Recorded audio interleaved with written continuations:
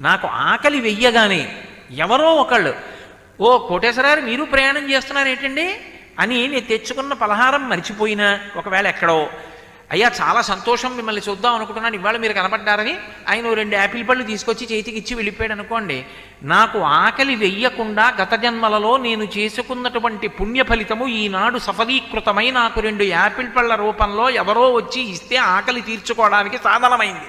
అంటే పుణ్యం పోయింది, చేసిన పుణ్యం పోయింది. 2 యాపిల్ పళ్ళు వచ్చాయి, మోకాళ్ళ నొప్పులు వచ్చాయి, పాపం పోయింది.